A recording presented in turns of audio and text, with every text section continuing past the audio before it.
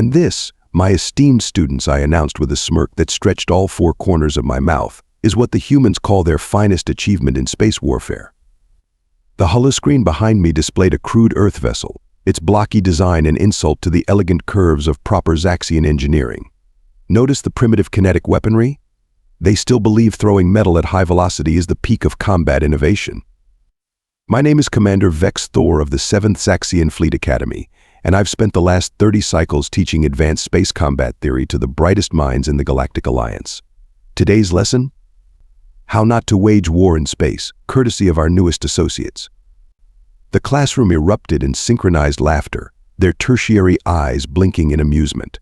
These younglings, barely into their second metamorphosis, understood what most of the Galactic Alliance had already concluded: humans were a joke in the cosmic arena. Commander called out Cadet Naira, her crystalline exoskeleton gleaming under the Academy's quantum lights. Is it true they still use actual beings to pilot their ships? Not even basic quantum AI. Oh, it gets better. I projected another image, this one showing a human pilot strapped into what they called a cockpit. They insist on manual control. Can you believe it? While we execute perfect battle formations through distributed consciousness networks, they rely on what do they call it? Ah, yes, gut instinct. More laughter, more eye blinking, more validation of our superiority. I switched to the next slide, showing their planetary defense network. Observe their scattered approach to system defense. No quantum entanglement fields, no temporal distortion barriers. They protect their worlds with satellites. Actual physical objects floating in space. One well-placed gravity pulse, and their entire network would collapse faster than a dying star. The amusement in the room was palpable, like a thick fog of superiority. I basked in it, remembering my own academy days when I first learned about these peculiar beings who'd somehow stumbled their way into faster-than-light travel. But surely, interrupted Cadet Klex, his thought patterns radiating genuine confusion. They must have some redeeming qualities? The Council wouldn't have admitted them into the Alliance otherwise. I waved all three of my primary appendages dismissively. Politics, young one, pure politics. They have resources we want, we have technology they need. A simple trade agreement blown out of proportion by bureaucrats who wouldn't know a phase cannon from a food synthesizer. The holoscreen shifted to display human military formations. Look at these battle patterns. Linear thinking in a three-dimensional space. No consideration for quantum possibilities or probability manipulation. They fight like they're still confined to planetary surfaces. As I prepared to move on to the next portion of my lecture, a subtle vibration rippled through my communication implant. A priority message? During class? How irregular. The message that interrupted my class. Oh, how I wish I could erase it from my memory banks. It was the beginning of our greatest embarrassment, though we were too blind to see it then. Commander Vex'thor, the message pulsed urgently through my neural interface. Report to the Grand Strategy Chamber immediately. Human vessels detected in the Proxima sector. I dismissed my class with a casual wave, certain I would return to continue mocking human inadequacies. After all, what threat could they possibly pose? Our quantum sensors had detected 3 of their crude ships limping through space near our outpost. Probably lost, I thought. Or maybe their primitive navigation systems had malfunctioned. The Grand Strategy Chamber buzzed with activity when I arrived. Admiral Kylax stood at the center, his bioluminescent patterns flashing with annoyance. Ah, Commander. Perhaps you can explain why 3 human vessels are approaching our most sensitive research facility. Most likely a navigational error, Admiral. Their technology is I trailed off as new data flooded the quantum displays. That cannot be correct. The human ships were moving in patterns that defied our combat algorithms. Instead of maintaining proper formation, they spun and tumbled through space like damaged debris. Our targeting systems couldn't establish lock. The movements were too random, too chaotic. Are their systems malfunctioning? Someone asked. Then we heard it. A transmission, broadcast on all frequencies, in a voice that made my primary heart stop. A child's voice. This is Madison Reynolds, age 12 3/4, requesting permission to demonstrate our new combat system. The chamber erupted in laughter. A human child? Playing with military vessels? This had to be some sort of joke. Admiral Kylax's response dripped with condescension. Little human, this is a restricted military zone. return to your video games and... The rest of his sentence vanished in a blast of static as our quantum communication network crashed. Not just crashed, it had been corrupted with gaming software. Our most sophisticated military systems were being flooded with something called Ultra Mega Space Battles 5000. Sorry about that, Madison's voice chirped through backup channels. I needed to level the playing field. You see, I figured out that your fancy quantum systems are super vulnerable to good old-fashioned computer viruses, especially ones designed by kids who spend way too much time hacking MMORPGs. Before we could process this absurdity, the human ships launched their attack. But instead of proper military tactics, they moved like characters in those primitive entertainment simulations humans called video games. They barrel-rolled through our defense grid, pulling maneuvers that should have torn their ships apart. Our automated defense systems, programmed for logical combat patterns, couldn't track them. The humans were breaking every rule of space combat we'd established over millennia. And leading this chaos? A 12-year-old girl who treated interstellar warfare like her personal playground. You guys take this way too seriously, Madison's voice echoed through our systems. War isn't about perfect formations and mathematical probabilities. Sometimes you just need to button mash and hope for the best. In less than 20 minutes, our outpost's defenses were completely neutralized. Not a single shot had been fired. Our own automated systems had done most of the damage, trying to hit targets that moved like drunken asteroids through space. The final insult? Madison sent us a scoreboard, ranking our performance against her previous high scores.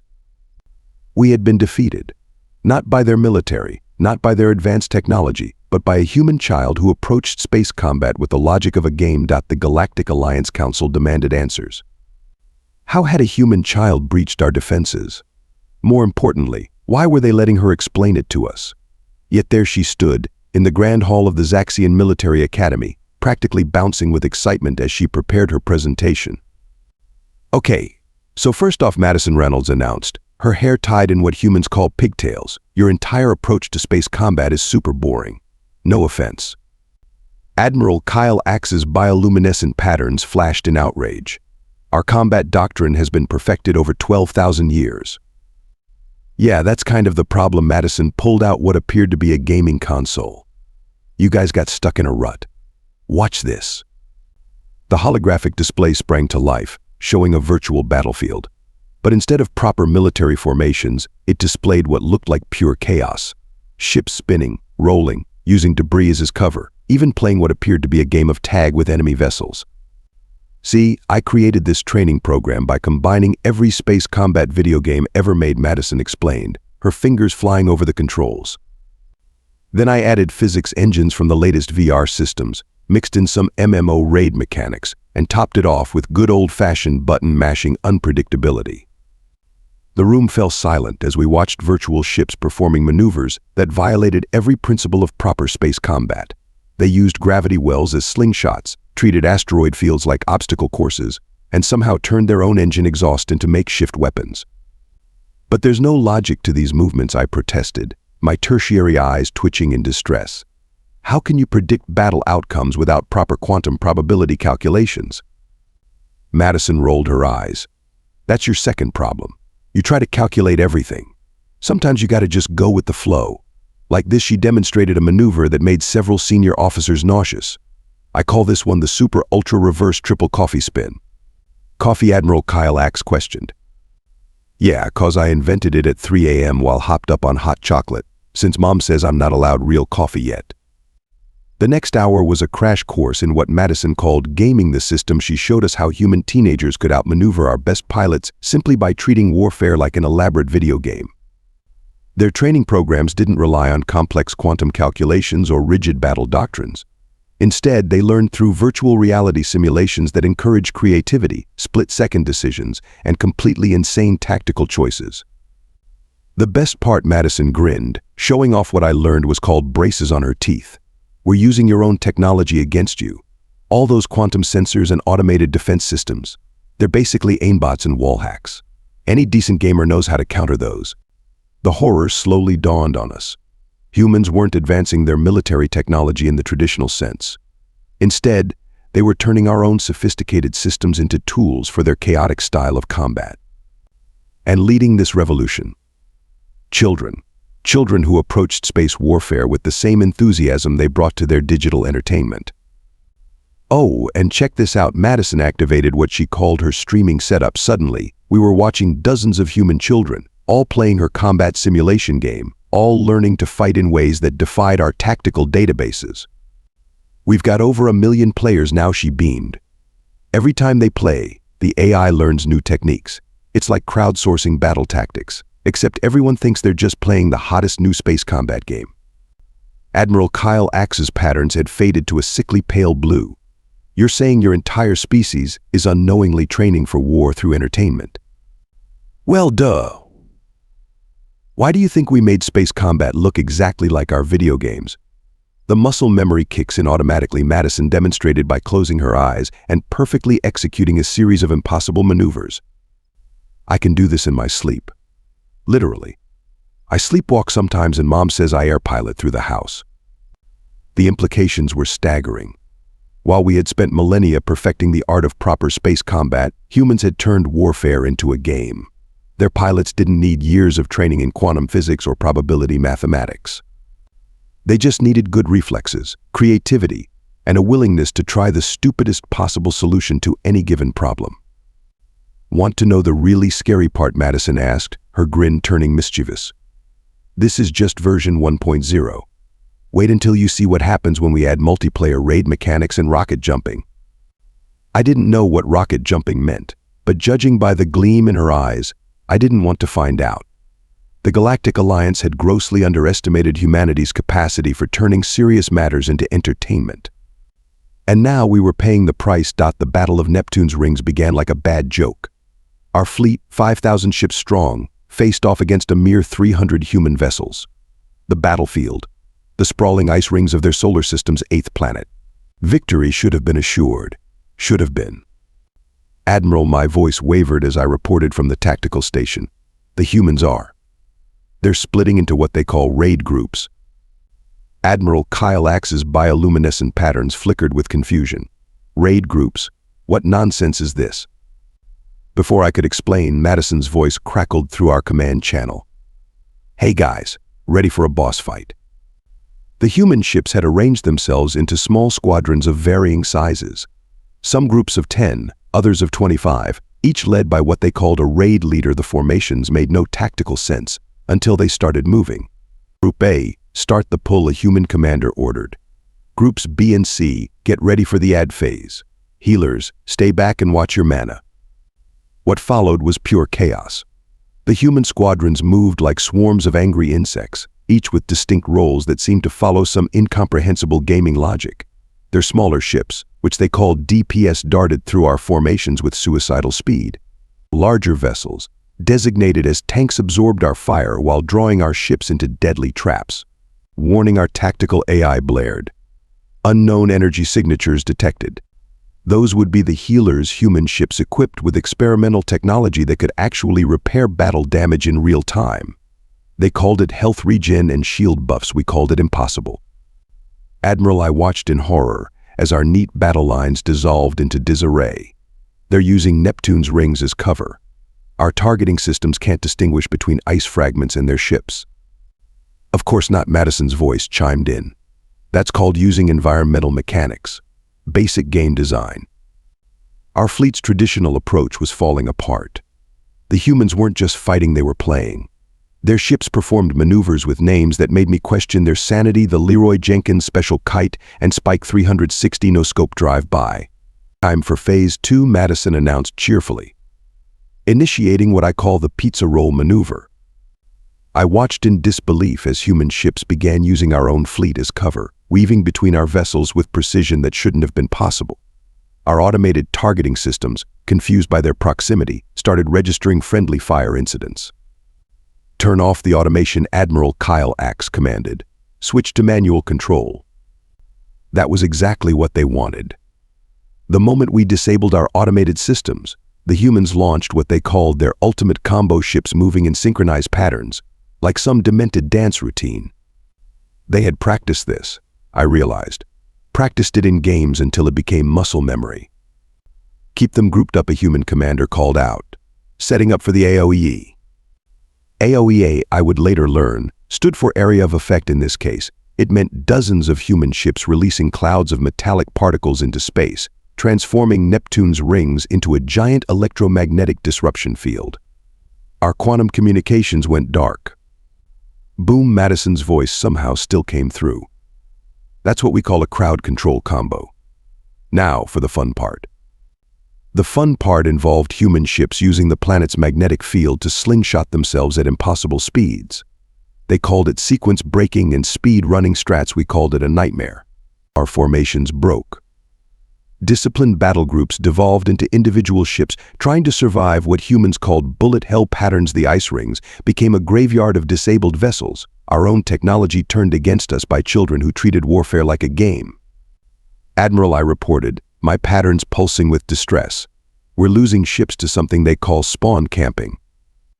Indeed, human vessels had positioned themselves near our fleet's designated rally points, picking off reinforcements the moment they arrived. A tactic apparently borrowed from something called PvP servers. Almost got the achievement. Madison's voice sang out. Who wants to try for a speedrun record? The next few minutes were a blur of human ships performing what they called trick shots and combo moves. They used our own ships as jumping points, redirected our weapon fire with precisely placed debris, and somehow turned Neptune's atmospheric storms into makeshift propulsion systems. Final phase, the call went out across human channels. Time for the boss's loot drop. That loot drop turned out to be our own command ship, disabled by a maneuver that Madison proudly called the streaming special. Named, she explained, because it looked cool on camera. Apparently, the entire battle was being broadcast live to millions of human viewers, complete with commentary and something called subscriber alerts. The human channels erupted with incomprehensible gamer speak as our fleet surrendered. Pog moment, clip that. In less than 2 hours, the most advanced fleet in the Galactic Alliance had been defeated by humans using tactics from video games. The Battle of Neptune's Rings would go down in history, not as a military engagement, but as what humans called a pro-gamer move. Thanks for the practice run. Madison's final message came through as their ships formed up for victory screenshots. This is going to make such a great YouTube video. Don't forget to like and subscribe. I stood on our broken bridge, watching human ships perform victory dances in space, literal choreographed movements they called emotes, and realized that warfare would never be the same. The age of proper military doctrine was over. The era of the gamer had begun. 3 months after the Battle of Neptune's Rings, I found myself standing in what humans called a gaming center, watching cadets from our most prestigious military academy playing something called Fortnite. The Galactic Alliance Military Command had made an unprecedented decision. If we couldn't beat them, we'd join them. And so here I was, Commander Vex'thor, decorated veteran of a dozen campaigns, learning about quick scoping from a teenager with purple hair. No, Professor V. Madison Reynolds, now officially our strategic innovation advisor, corrected my grip on the gaming controller. You're thinking too logically again. Sometimes you just gotta eat yourself into the situation. Yet I muttered, adding another incomprehensible human term to my growing vocabulary. My secondary appendages twitched as I tried to master this strange device. But the trajectory calculations. Stop calculating, Madison threw her hands up in exasperation. That's why you guys keep losing. Here, watch this. She took the controller and proceeded to demonstrate something called a 360 no-scope triple kill, which violated at least 7 laws of physics and all known military doctrine. The worst part? It worked. The changes in our military training were dramatic. Traditional quantum combat simulators were replaced with what Madison called sick gaming rigs. Our perfectly calculated battle formations gave way to something humans called rush strats and cheese tactics. Today's lesson, Madison announced to a room full of alien officers, their bioluminescent patterns glowing with confusion, is about thinking outside the box. And sometimes throwing the box into a star, because boxes are for noobs. Admiral Kyle Axe, who had swallowed his pride after Neptune, raised a primary appendage. But what about our 12,000 years of tactical doctrine? Great question. Madison spun in her chair, and action she claimed helped her think better. We're not throwing it all away. We're just adding some spice. Like your quantum targeting? Super cool. But have you tried quick scoping with it? The integration of human gaming concepts with our advanced technology produced interesting results. Our quantum-entangled communication networks now came with something called party chat battle formations, included positions for DPS support, and something called that one guy who always runs in first. The key, Madison explained while demolishing an entire squadron of training drones with impossible maneuvers, is unpredictability. Your enemies can't predict what you're going to do if even you don't know what you're going to do. This philosophy, while completely insane, proved devastatingly effective. Our first combat exercise using the new hybrid doctrine left the evaluation committee speechless, especially when a squadron of our ships executed something Madison called a pro-gamer move, using a quantum slipstream as a makeshift half-pipe. Congratulations, Madison beamed at the shocked pilots. You just invented the quantum kickflip. That's definitely going in the next patch notes.